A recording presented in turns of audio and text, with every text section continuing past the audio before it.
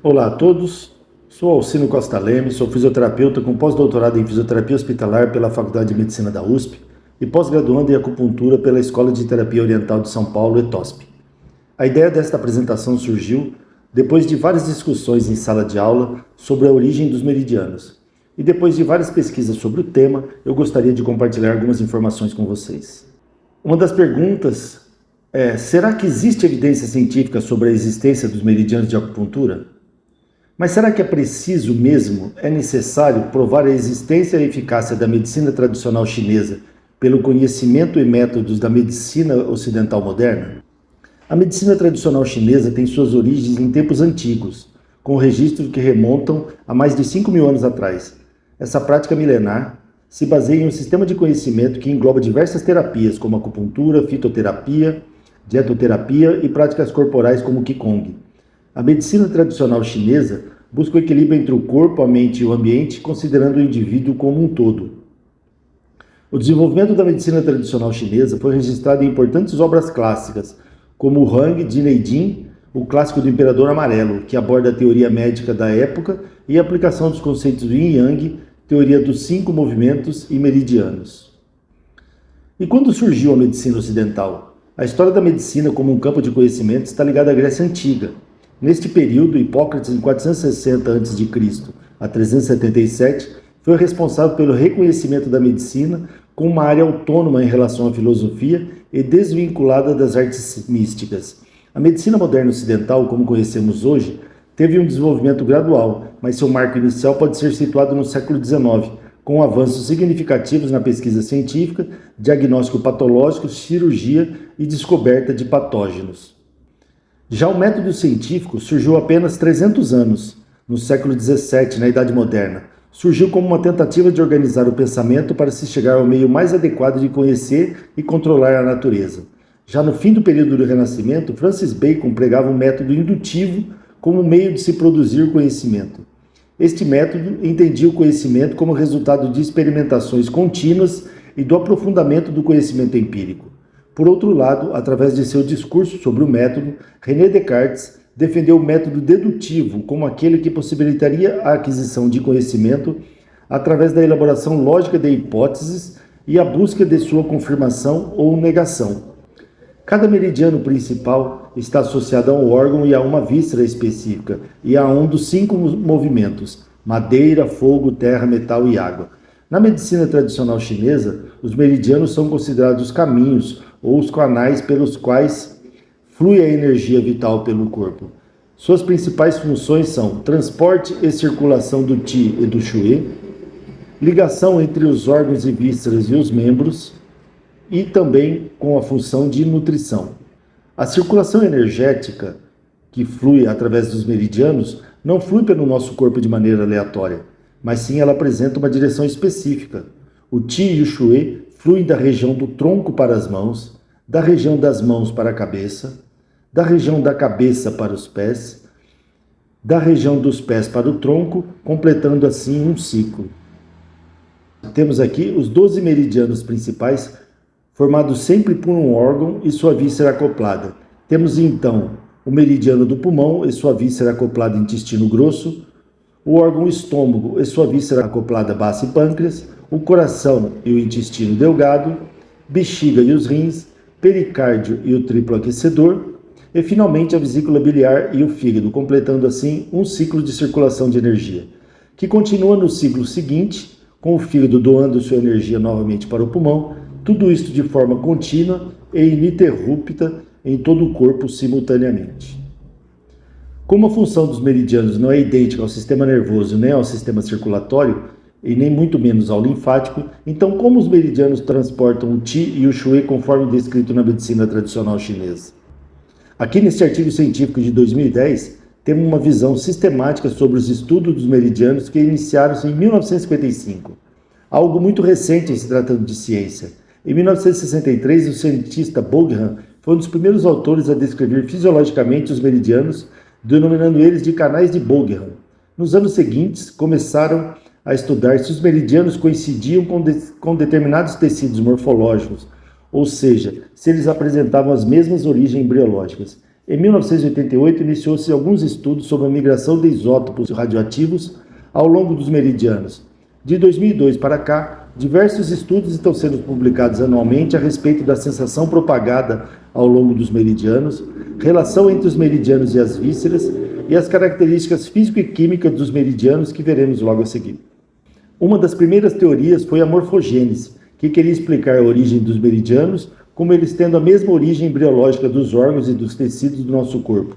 Assim sendo, o ectoderma é quem gera a camada externa do embrião, ele produz a camada superficial epiderme da pele e forma os nervos. O endoderma se torna a camada mais interna do embrião e produz o tubo digestivo e seus órgãos associados, incluindo os pulmões. O mesoderma fica entre o ectoderma e o endoderma, ele gera o sangue, o coração, os rins, as gônadas, os ossos e os tecidos conjuntivos. Nesta outra teoria do tecido conjuntivo, acreditava-se que o Qi e o Shui eram transportados por canais formados dentro do tecido conjuntivo frouxo, conforme podemos observar nesta figura, aqui por onde acreditava-se que era o transporte do Qi e do Shui, por essa estrutura aqui formada dentro do tecido conjuntivo frouxo. A outra teoria é que o Qi e o Shui seriam conduzidos através das fáscias, porque as fáscias têm funções muito importantes em nosso corpo, porque elas fornecem um envoltório para as várias estruturas corporais, ajudando a mantê-las no lugar e dar forma ao corpo. Elas são vias de conexão que criam as redes contínuas que conectam diferentes partes do nosso corpo, permitindo a transmissão de forças e movimento entre elas. As fáscias têm uma função de proteção, atuando como barreira protetora, ajudando a proteger os órgãos contra danos. As fáscias possuem flexibilidade e elasticidade, permitindo que o corpo se mova livremente e se adapte em diferentes posições.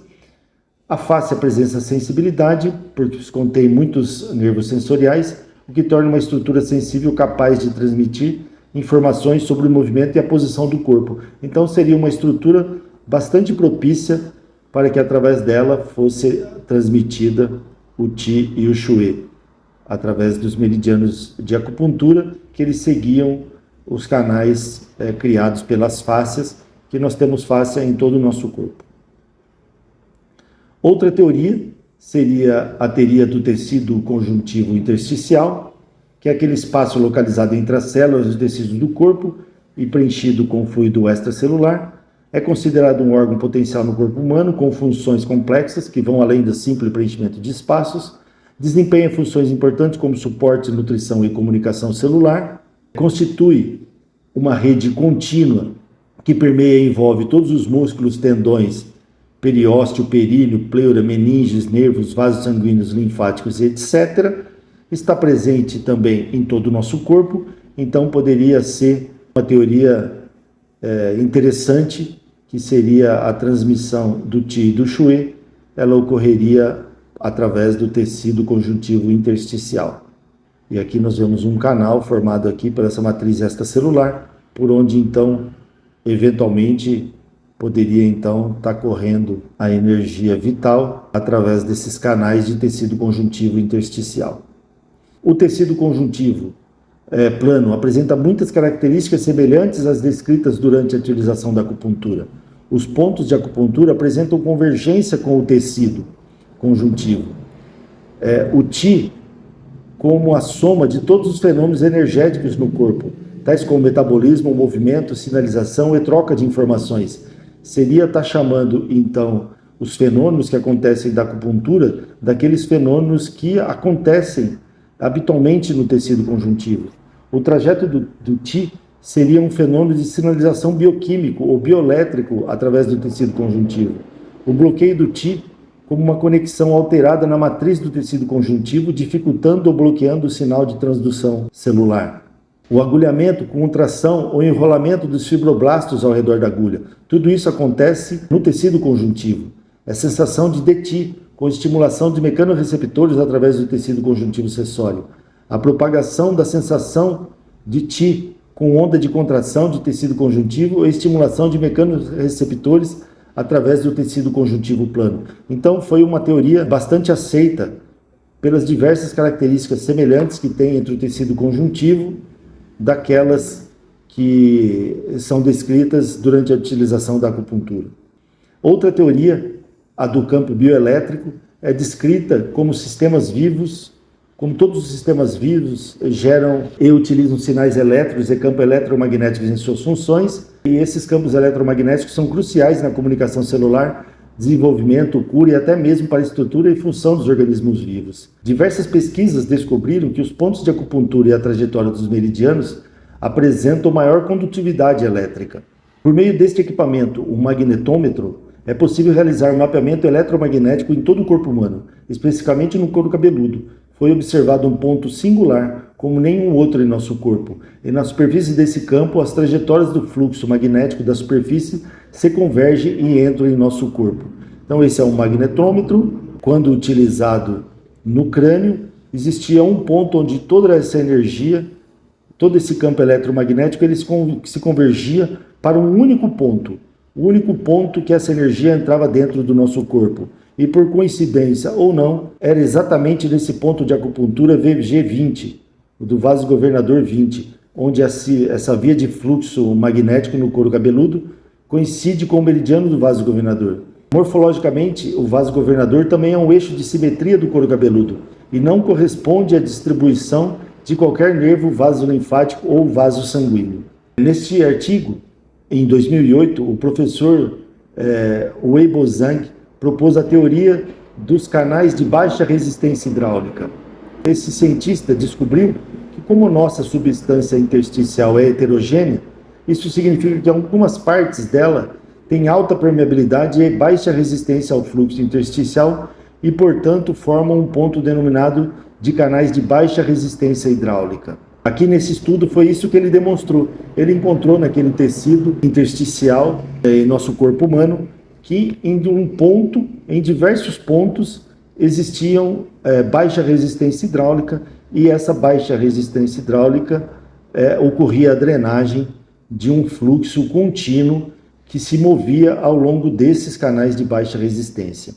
Aqui nesse outro estudo, esses canais de baixa resistência hidráulica são demonstrados aqui, e aqui eletricamente mostrando, são vários pontos de baixa resistência hidráulica, que é por onde acontece o fluxo dentro do interstício. Então o fluxo vai se organizando e ele forma um canal de circulação ao longo desses canais de baixa resistência hidráulica. Aqui nesse outro estudo, em uma revisão sistemática, é demonstrado então que após a inserção da agulha no ponto de acupuntura, você tem essa estimulação desses canais, onde esse fluxo agora ele passa a ser conduzido através desses canais de baixa resistência hidráulica. A presença da agulha também, através de um sinal aferente, atinge o córtex cerebral. A presença da agulha, você tem uma vasodilatação dos capilares, liberação de histamina, noradrenalina, tantas outras substâncias neuroendócrinas que são liberadas após a aplicação da agulha. Mas aqui, em nossa apresentação, o objetivo nosso é estudar então a função dos meridianos. Então a gente percebe que após a presença mecânica da agulha, esse fluxo começa a se direcionar pelos canais de baixa resistência hidráulica.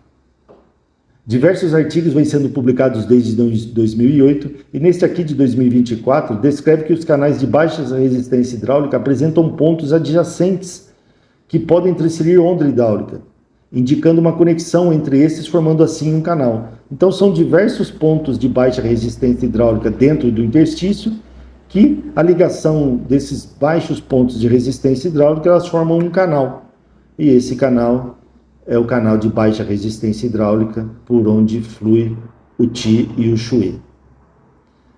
Nesse outro estudo muito interessante, Zhou e colaboradores injetaram um gel no canal de baixa resistência hidráulica, ou seja, eles bloquearam esse canal com a aplicação de um gel, então não passava mais energia nenhuma, não passava mais fluxo nenhum através desse canal. E fizeram isso em 8 mini porcos, que tiveram um bloqueio total do seu canal, e eles observaram após 6 a 10 semanas, como podemos observar aqui nessa imagem, uma distensão absurda do estômago e a distensão de todas as vísceras, demonstrando então que você bloquear esse canal de baixa resistência hidráulica vai ter uma consequência física, aqui no caso uma distensão do estômago e do intestino, porque você bloqueou o canal. Nesse mesmo estudo, no grupo controle, foi aplicado no mesmo canal de baixa resistência hidráulica uma solução salina, aonde a solução salina não é capaz de provocar nenhum bloqueio no canal,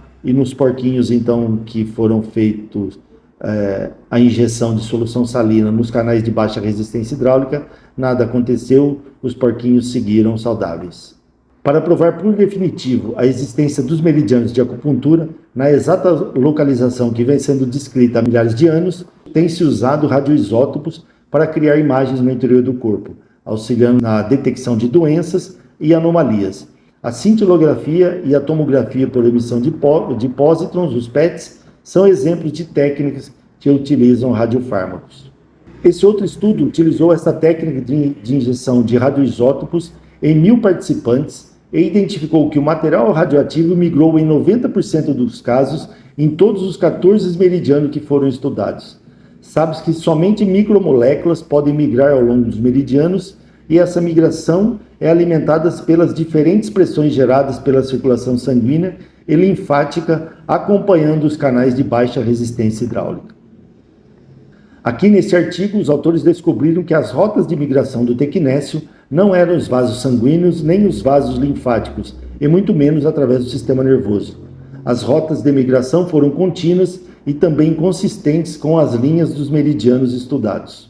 Aqui nessa imagem temos a migração da fluoroceína ao longo do pericárdio 6 ao longo do tempo. Podemos observar aqui no momento da aplicação, no momento 0, aqui a aplicação, e aqui nas imagens seguintes, a migração desse radioisótopo ao longo do meridiano. 1 hora até 2 horas e 40 depois, você tinha a migração desse radioisótopo ao longo do meridiano.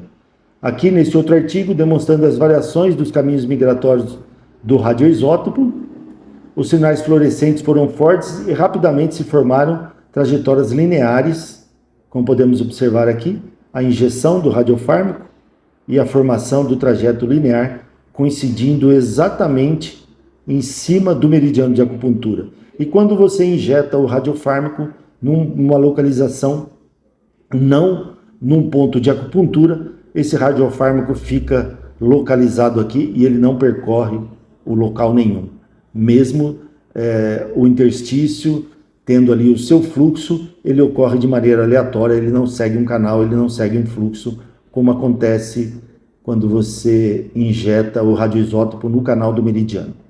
Aqui são outras imagens, e aqui você tem a aplicação do radiofármaco num ponto não acupuntural, aqui no caso o ponto do pericárdio 6, a substância radioisótopo é injetado em um ponto do não meridiano e não produziu nenhum trajeto laminar. A gente vê que o ponto fica aqui parado, o radiofármaco não se movimenta, mesmo após 1 hora e 30 após a injeção em todos os participantes desse estudo. Aqui nós temos um trajeto migratório do radioisótopo após a injeção no pericárdio 5, a injeção aqui na figura A, aqui, momento da injeção, e vai se formando linhas fluorescentes, 2 horas e meia, 5 horas depois, até 18 horas depois, tem a formação dessas linhas fluorescentes, coincidentemente com o desenho feito na pele do pericárdio, do meridiano do pericárdio, e foi aplicado no ponto 5 do pericárdio, do meridiano do pericárdio. Aqui nessa outra imagem, no pericárdio 6, a linha fluorescente foi traçada e comparada com os pontos de acupuntura, pericárdio 5, 4 e 3, então ela corre exatamente nos pontos marcados, a injeção do radiofármaco, e ela acompanha exatamente os pontos descritos de acupuntura. Aqui nesta outra imagem, então demonstrando agora através de ultrassonografia, onde você tinha a injeção do radiofármaco e você ia monitorar através do ultrassom Doppler, para ver se esse radiofármaco estava seguindo o caminho ao longo do pericárdio, mas será que ele não estava sendo conduzido através de um vaso sanguíneo, de uma veia ou de uma artéria? E observou-se, através com a utilização aqui da ultrassonografia, que não. O radiofármaco não seguia nenhuma veia, não seguia nenhuma artéria e ele seguia ali pelo canal do meridiano, que era completamente independente da veia e da artéria e do nervo. Então era um ponto específico e coincidia com o canal do meridiano estudado. Aqui temos uma outra imagem, elas são em vivo do canal do meridiano, e aqui podemos observar após a aplicação, a condução do radiofármaco exatamente coincidindo com o canal do meridiano. Sendo assim, podemos concluir que o método científico atual vem provando a existência dos meridianos de acupuntura desde 2008, exatamente como foram descritos os meridianos há milhares e milhares de anos atrás. Obrigado.